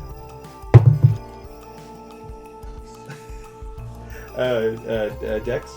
Yeah. Okay, Dex is 17. So you do make the save. So we're gonna have damage on this, But it's gonna be all the damage. but it's gonna be all the damage. 4, 9, 13, 19 damage, plus 2, 21, and it's type effective. What did I say before? 22? I know the number. 21. I want to know. You said 21, so 22. 22, and it's you don't resist this damage. I don't think. What is it considered? He doesn't resist, but he did dodge, so he DC takes 6, half. So half damage. So what's half of 11. Yep, that's right. That's So the you number. take 11 damage. How does Charmeleon look? He's looking pretty rough. So right now, in this moment, Charmeleon is really upset. He's very angry. He knows he's gonna get hit probably by another earthquake. There's nothing he can do about it. Talk to your Pokemons, dude. Gotcha. Charmeleon, Million. We've been through a lot together so far. Char. and I know that you and Orange are close. We've only just met. He looks like he likes you more. It's like you're one of him. Like he can relate to you. I know you have it in you. I know I have it in me. Let's put this guy down. You can hear a voice. You kind of hear in a voice say, "I don't want to get hit by that earthquake again." Then Let's hit him first. Or I can fly. Your Charmeleon's gonna start to glow. It's gonna evolve into a Charizard, and it is taking flight and hovering above. Yes, it's hovering above the Sandshrew now, and Trippy is speechless. He doesn't know what to say. So it's your turn. You just got hit by an earthquake. You're gonna take 1d4 damage for the sand. So, Burn Orange, seeing the evolution. Now, The flames around, by the way, the flames around you and him have intensified greatly. And you can tell the bond between you two and this fire affinity that you unlocked. It is in all its glory right now. awesome. All right. So, Burn Orange seeing the newly evolved Charizard, a wicked smile crosses his face, and he almost like bares his teeth at Trippy, just kind of like really creepy looking, and I told you, Only one of us are walking out of here with our souls. No, you can't do this. I can't fail. I can't. You can't do this. You're condemning me to someplace I don't even know where. Who cares? Charizard, flamethrower. Okay, and he's gonna roll. He fails. I'm gonna have Trippy roll a DC save as well. He's gonna make the DC save, okay, but Sandshrew is not. so just same damage for now. Yeah, we can do his stats next time.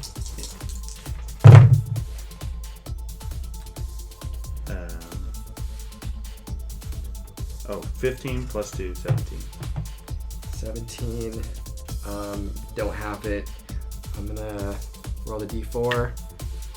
It takes off 15. 2, and Sandshrew gets blasted by his flames. Trippy gets a little bit of the residual damage. I'm gonna actually have him half that damage. So how much was that total? Total 17. He doesn't have resistance, so 17. Halved. So that would be 8. 8. 8 damage to Trippy, and he gets some burns. And he's like prone now. Sandshrew is prone as well. I'm gonna say Burn Orange walks up to Trippy, and I feel like this is gonna be one of those cases like before, where I'm gonna need to do like a Wisdom save because Burn Orange is looking to finish him. Before you can even walk over to him, the seal starts to enclose around Trippy, and it shrinks onto him. I'm sorry, Father Kazan.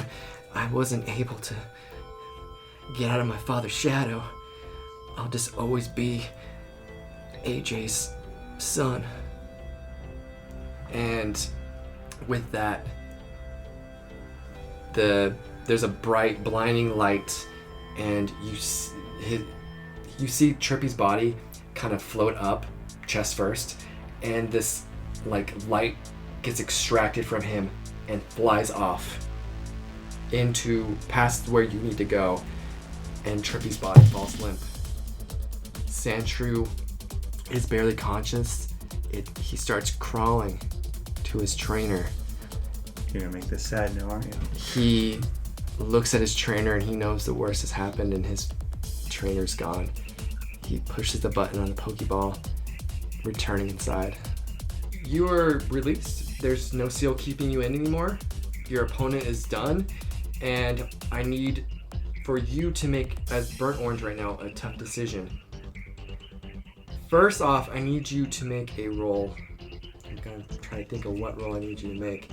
Something for the body, something body-wise. Investigation.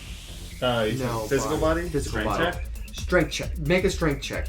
Doesn't I get something for strength checks, don't I? You have advantage unless his affinity is over. Your affinities ran out. The match is over, but you're still burnt orange. Wasn't there something for? I have a plus. You 7, have a that's it. plus in. Yeah, you have a +7. plus to your strength. Yes. That's what I was trying to remember. Sorry, it's on my card. I just You didn't have know where to look. Yep. +7. Yep. Nat 20. So burnt orange, you keep the transformation. You're not letting orange back. Ooh, You still have some gas in the tank. You need to make your decision though right now. goodness. If- And burnt orange is in control, so. Is burnt orange going to wait for his friends that might possibly win their matches and meet up and take on Father Kazan, or is burnt orange going to take on Father Kazan alone? Oh Could I goodness. throw in a third option? What's the third option? Dolly. Like your friends or whatever. Dolly is Burnt still. orange does, yeah. Sure. I don't want to. I'm gonna give you three options. It's a good point. You can either go face Father Kazan by yourself, you can stay here and wait for your teammates, or you can try to trek backwards to where Dolly is. But roll an intelligence check. 6. You're letting passion block out the fact that Dolly wants to do this alone and she doesn't want your help. But you're not thinking about that right now. You're thinking about her. Okay. I mean, the thing is though, What? like, I'm cool with it being a dice roll, but I feel like this is being a character moment. This should be a character choice.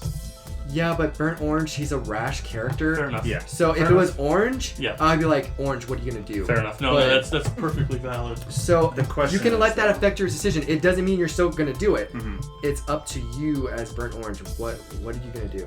Yeah. And so remember, this transformation is not forever. Yeah. So just thinking this over, Burn Orange has no idea what's going on in the other rooms. He does know, however, I can't get past that barrier. There's nothing I could do to help them. Oh yeah, you're actually, yeah, you would. Be the cheerleader. Yeah, you would. You I couldn't would help her. literally You couldn't just help be her if you standing tried. there. So Yeah, yeah, that- good. yeah, that- So Good just thought. logically thinking, a little bit of logic, sorry, but logically thinking, So yeah, you weren't thinking about Yeah. her feelings about wanting to do this alone, but then you realize there's gonna be a seal blocking me. I can't help her even if I wanted to. So And how does that s- sway your decision? yeah. So Burn Orange's thought here is I can wait for my friends and potentially be facing more enemies instead of my friends if my friends lose. Or I can move forward and try to end this. And I'm gonna say Orange. might have Also thought- realize, make one more knowledge check or intelligence. 19 plus 1, 20. You're also gonna realize that you have a bunch of injured Pokemon Yeah, true. and a bunch of Pokemon that will not fight for you. Yeah. So But I also have a Charizard. you have a Charizard, but you don't know what exactly is waiting for you. So is it smart to go in there with just a Charizard? You have a 19, so you have the Yeah. brains to think maybe it's not the smartest decision go in there Yeah. like this. Yeah, true. Here's my thought, and I'm trying to stay in But character. you do have potions. True. I'm trying to stay in character, and I feel like. Would you just rush right in there? Like, I have a Charizard, I have this Fire Affinity, I can take him on by myself. I feel like Orange, if it were Orange making the decision, He'd be would cautious. Wait. He would wait. Burnt Orange is just going. Burnt Orange is impulsive. He feels like he can do this. You know what? Heck yeah. Just go. Do it. Do it. No, I was doing No, the he was doing Palpatine. the- Yeah, I know. Right. But I'm remembering that when a DM tells you do it, it's a bad thing. No, Burnt Orange is going to make his trek. Yeah. And we leave with Orange walking into a passageway to the next room where Father Kuzan most likely will be. Mhm. And the lifeless body of Trippy Trainer and the single Pokeball right beside his body. Back to Dolly and Alex's fight. We had just lost Onyx, correct? Yes. And before that, you lost Ponyta. Sandslash Alolan form with the Affinity is giving you a hard time. Maybe you didn't anticipate that one Pokemon could do. Well, you did go against a beefy Burnt Orange before. Well, Lust Orange. It was different than Burnt Orange. Flashbacks. So what is Dolly going to do against this Ice Steel Juggernaut? So I'm going to say, with Onyx being frozen on the ground, Dolly is pretty shook. The only other time she was defeated this badly was when she had fought with Burnt Orange and he was in his Lust form. So she's a little scared, but she knows that her life is on the line. So she recalls Onyx into the Pokeball and she holds it close to her. I hope you have something better than that. I'm not sorry about what I did to that Onyx. But I'm actually sorry for what I'm about to do to you next. Dolly then takes a nice deep breath in, lets it out, pulls out the next Pokeball. I'm hoping to drown you with this. Go, Placid! The only thing you're drowning me with is your lack of experience and terrible Pokemon skills. Blah, blah, blah, let's go. You're being a little bit too loud. I don't appreciate that. So you send out Squirtle. So it is going to be more towards your side, and Sandslash is by the black eye, still there from the getting blasted from the blizzard. We're going to roll for initiative. And with the nat 1, the Turtle Pokemon is going to go first. Squirtle. So what is Squirtle going to do? Squirtle, go ahead and hit him with a Bubble Beam. That is a... We didn't do a plus for this one. Bubble Beam we didn't write. I just have 2d6 plus 5. We were supposed to figure it out, and we never did, I think. Wait, what? You gave Yeah, a Bubble Beam yeah, as an extra 'cause ability. I said... I meant to say Water Gun. 2d6 plus 3. Okay.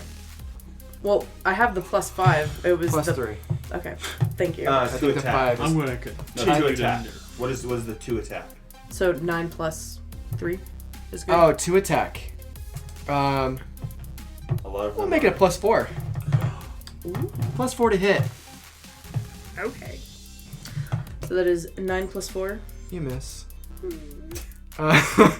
So these bubble beams start spraying out. It's a lot more ferocious than the normal bubble you used to, but it's kind of from the distance. Wow, what's the range on that?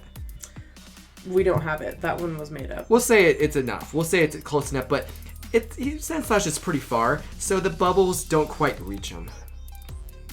Well, considering bubble is, 30 to 60. So we'll say it's a range attack, but Squirrel didn't put enough oomph into the bubbles, and they kind of just bubble out. Dolly, you actually have an ability. From Arceus, I was going to try to introduce this in a more... Oh, you know what? You can do this right now. In fact, with the Light of Arceus, I decided to translate this skill as another skill that's in D&D called Luck, or Lucky, where you get 3 Arceus light dice, and you can use that to re-roll. Crosswire. I'm not sure if this is exactly how it is in the actual book, but it's based off it. I'm gonna homebrew it if it's incorrect. So if I'm doing it wrong, don't sue me. But how I'm gonna do it is you can re-roll any dice roll that's not a damaged dice. You know, like you can't just re-roll one damage that you did. But an attack to hit, you can use it. A saving throw, you can use it to re-roll. And remember, you get 3 per day. A D20 roll. Okay, so any D20 roll, you have up to 3 times you can use it per day. So do you want to use that to one of your Arceus Light dice to re-roll that bubble and see if you hit? Be a good time to use it to show the fans. Yeah, let's go for it. Okay, re-roll that attack then. That is a 13 plus 3, 16. And with that, you feel something inside of you. And you hear the voice of Arceus in your mind. Well, not because it's like the same thing as Charmeleon. It's he gave you his light, so he can speak telepathically. That's how he spoke to you before. He's a god. He's a god. He can do whatever There he are wants. no rules. So yeah, he's a god. He can do whatever he wants. He created all of this. All right. So he's gonna say to you, part of the powers of the light that I gave you, you can change your luck, change your destiny. Use it wisely. So you hear that and you feel the light inside of you, much like when he first gave it to you. And your fate has changed. And this time, the bubble beams have just enough power to hit Sandslash. And almost like a deja vu, Alex is like, what is this about? I feel like I've done this before, but different.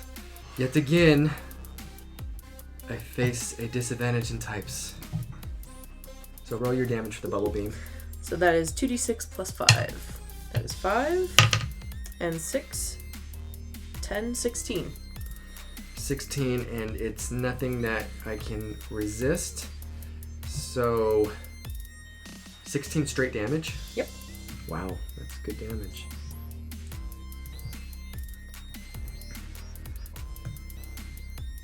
Okay, Sandslash. Dig under the ground and hit it with a multi-slash attack. No more messing around. And he's not gonna try to stealth or anything. He's just gonna come out and start swinging. Want me to roll your dice? Got the party. I don't think that's gonna hit. 6, 7, 8, 9, 10. AC 16. Okay, so now that's gonna hit for sure. It's a nat 17. So the second one hit. So the second one hits, the first one misses. Okay. So you're gonna it's gonna be 2d. What was this one stronger than the other one? I think. Okay, so it's gonna be 3d6 plus 2. 6. 15, 16 plus 2, 7, 18 plus another 2, 20 damage. How does Squirtle looking? Fainted. So he's gonna come out of the ground. He's instructed to do a double slash. He comes in with the first one. Squirtle actually it hits a shell and it's not affected, but then it comes up and slices Squirtle right in the face. It does a lot of damage. Squirtle actually flies from this damage a little bit off the ground, not like fly. Hits the seal and is down. Welcome to another show of Lessons with Professor Oak. If you don't remember, there was some water in Mount Moon at the beginning that was said to have special properties. Very mysterious. It was known to give Pokemon the ability to do water gun, and also it is rumored that it helps water Pokemon evolve in some cases. And this just might be the case. We'll have to see. Thanks, Professor Oak. And as he said, your Squirtle's gonna start to glow. It has been in a couple, I think it was in a couple battles since the water at the beginning, and it seems like the experience mixed with the water was enough to turn it into a Wartortle. we just rolled off mic, and the HP is going to be 69 for the war turtle. Your war turtle stands up and looks back at you. War turtle. And it is looking at you. First off, we need to roll a new initiative. So I got a 16, 17. What am I looking at? Remind Dex. me. Dex. Okay, so +2. So I got 14 + 2, 16. So I just barely outspeed you with the sand slash. This is not good. He's gonna risk that attack of opportunity to get some space between you two. So go ahead and roll, see if you hit, and it's gonna be with a physical move. We'll say bite. Yeah. Let's do it. That is a 16. You are gonna hit. So go ahead and roll for damage. That is 1d8 + 2. That is 1. So 1d8 + 2. 1 and 2. 3. You said 3? Yes, 3 total. Minus 2 because he still has his affinity going. It's gonna be 1 damage. Hit it with the icicle attack. So twice. And see if those hit. 15, 16, 17 hit. No. 18 armor class. Make that a 16. Okay. So that just hits. And the second one doesn't. So, D6 for damage. Because of the typing, the water blocks out with the D4 3 of the damage, so War Turtle only takes 1 damage. And you can see the fear starting to creep in on to Alex's face now. He is threatened by your War Turtle, and he knows that the typings aren't good, and War Turtle is pretty strong. Excellent job, War Turtle. You look great, by the way. Let's keep it up. Oh, and I forgot to voice again. The icicles shoot from the back. One stops just short, and the other one does connect in the shell of War Turtle, and War Turtle just like shakes it off. It's nothing to him. It is War Turtle's turn to do something. Is he within range? Or Yeah. no, He's he's in range for Bubble Beam. Okay. All right, Placid. Let's try out the bubble beam. That is 16. You hit. Okay. That's gonna be 3d6 + 4. That is 6. 1, 7. Oh, yeah, 7 and 2. 9 + 4, 13. No, 7 + 3 is 10. Oh, sorry. I don't know where I got that on. 6, 7. No, so you're right. 11. No, you had a 6, then a 1, so 7 + 2 is 9. Plus 4 is 13. My bad. Okay.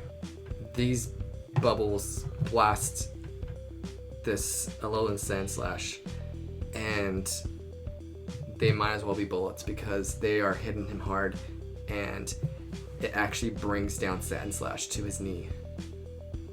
And I'm gonna say, what are the rules on like he's just vulnerable right now? Like, can I skip Stunned? his turn? Stunned? Yeah, you skip a turn because he's just took so much damage it stunned He him. took so much damage and he's so low health right now. I'm gonna say, go ahead and try to finish him off. Placid, while he's down, quickly, use a bite. Let's see if we could wrap this up.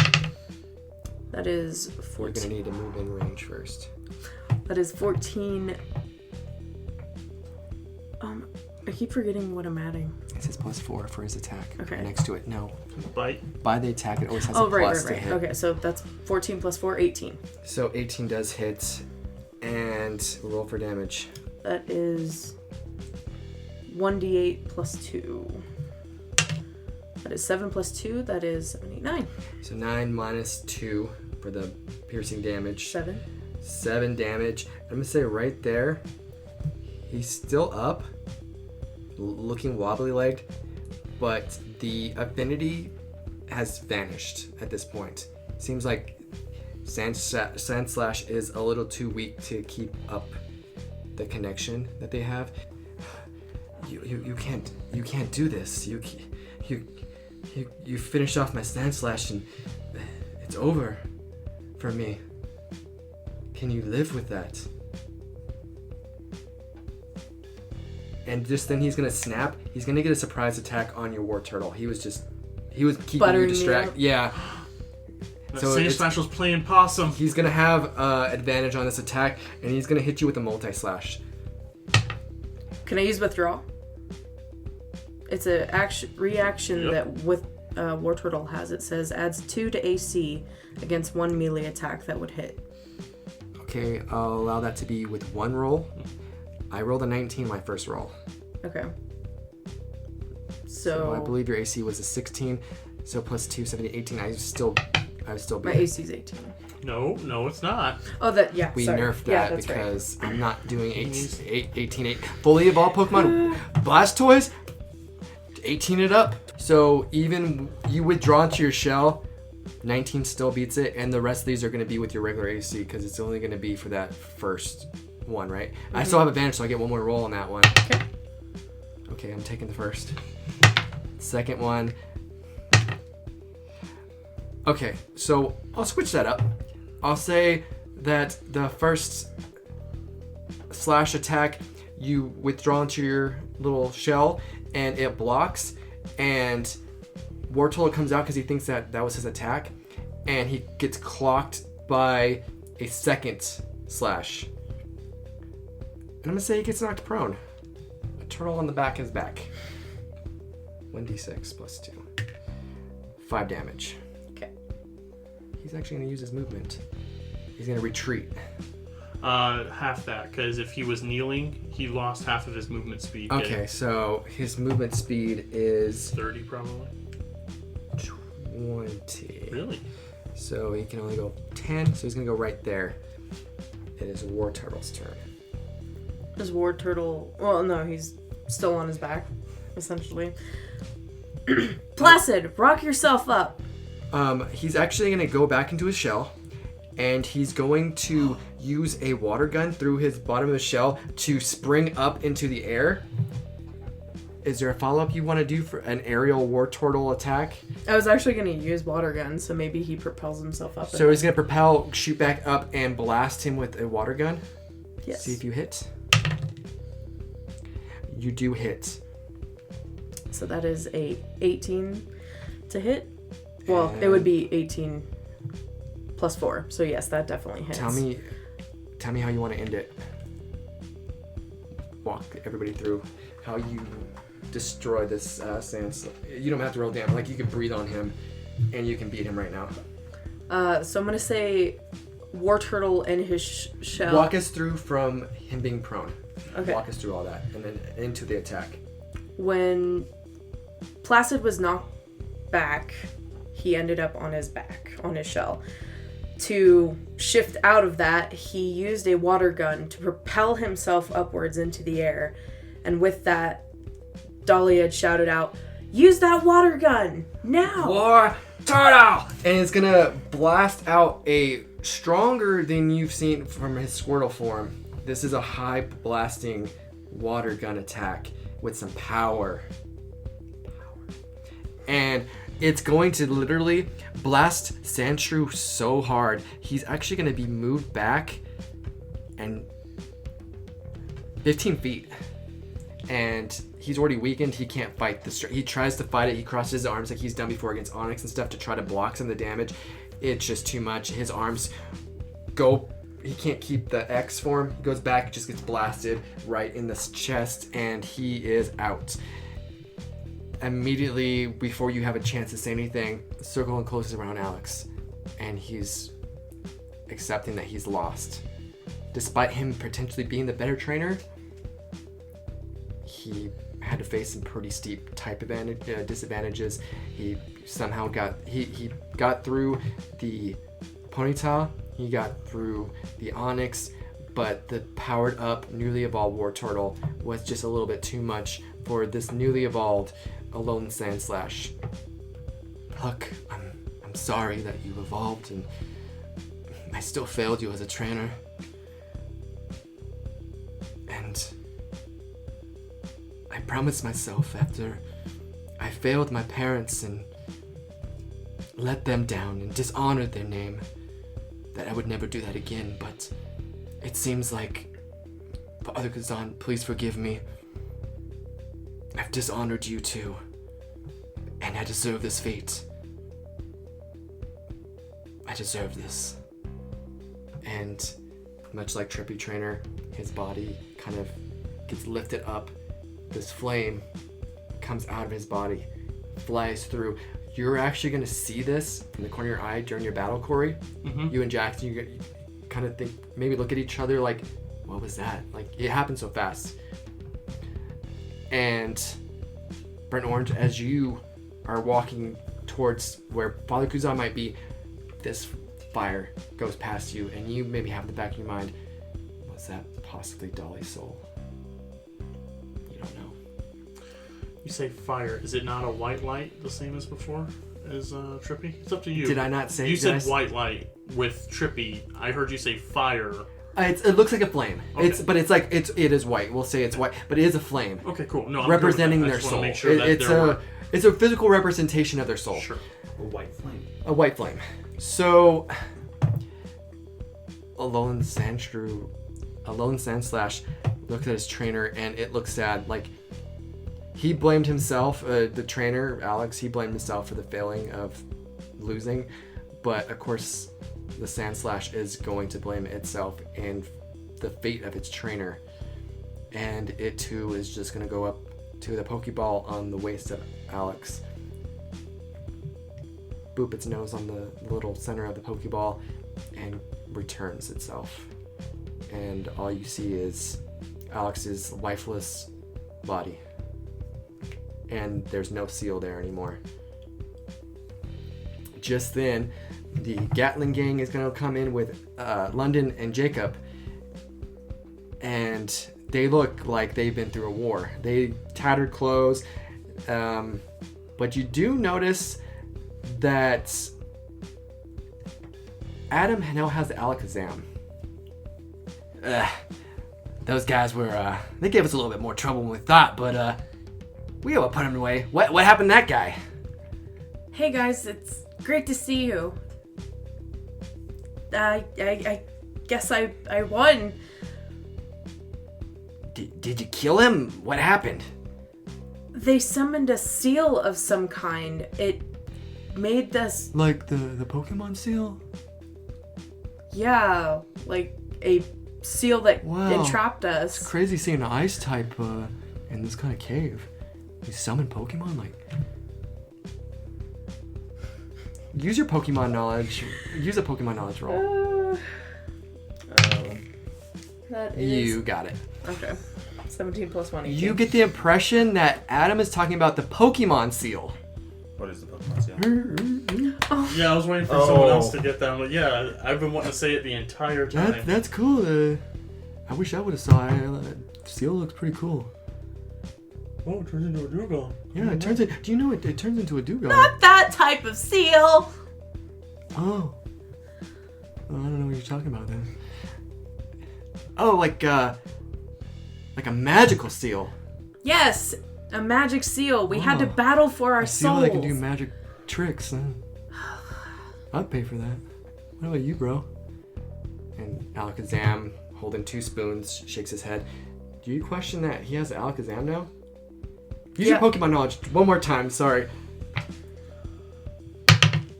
That is a 13 plus 1, 14. You know that Kadabra can only evolve through trade to become an Alakazam. So are you gonna question this? How your Pokemon evolved? Yeah, you know that Bricks guy, he had a Graveler, and I had a Kadabra, and once I beat him into submission, I was like, hey man, you wanna trade? And he's like, I don't really have a choice, do I? Because you beat me so bad. And I was like, okay, well, let's evolve our Pokemon. We traded, and I said, hey, you better trade me back. And we tried it again. And bro, that look at him. He can do magic. Cool. Kadabra. Could he teleport us out of here? Kadabra has like one of those sweat things. Just it looks embarrassed by his trainer. So what happened to him then, though? His soul got taken. His soul. Ugh. Said took This it. night just keeps getting crazier and crazier. I swear, I'm too old for this. Well, boss, if you want to retire, I'm right here. I thought we were past this, Nick. All right. Well, we better maybe take a break for a second. Hit up a tent. I got more beans, guys. He's got beans. So what does Dolly want to do? Does she want to rest, get her bearings back, or move on? What does she want to do? Gat is trying to do. They are in rough shape. They want to take a break. You were just in a rough battle, so it's up to you. I'm gonna say Dolly, with the battle ended and the body lifeless across from her, she's really upset. She didn't want anybody to essentially die from this. And she's just so distraught right now. And despite the fact that people behind her are in high spirits, they won, hers was a situation where somebody had to die. And she's taking it really hard. So I'm gonna say she slowly walks up to her War Turtle. I just want to pick War Turtle up and hold him, and I would pick War Turtle up and turn and face them and say, I think I could use a good rest. And War Turtle's gonna say, War Turtle, and he's actually gonna plant a little smooch on the side of your cheek. Going to go to Father Kuzan with Leilani. The flames, if you remembered from last time, I said there was 4 pillars with wicks on the left and right side of a chain to the wall Leilani. 2 of those pillars are now lit, 1 on each side. 2 souls harvested, ready to make Necrozma come back to this realm. Just then, approaching footsteps are heard. Father Kuzan looks back, and it is Burnt Orange with a flaming aura, looking like he is mad. So I assume, do I still have Charizard out? No, you have Charizard call back. Okay, wasn't sure. Well, if it isn't good old Burnt Orange, you should be thanking me for letting you out of your cage. You shouldn't be my enemy. In fact, you should be working for me. What does Burnt Orange think of this? Because that's true. I'm just curious. What I'm do you gonna say think? Burnt Orange did promise that he wouldn't hurt any of Orange's friends. Okay. And he's a man of his word. Yeah. And again, he thinks Dolly could have potentially died. He does it, yeah. Kuzan has put Dolly into some really bad positions, and he even had you pretty much manipulate and brainwash you to attack her and possibly kill her. After everything you put us through, you think I'd turn coat? Well, I figured you would because you see those lights over there, those flames. One of them's your girlfriend Dolly. What point's a fight now that she's gone? You've given me every reason I need to kill you. And as Burnt Orange says this, the flames intensify to a raging inferno. I'm shaking in my boots.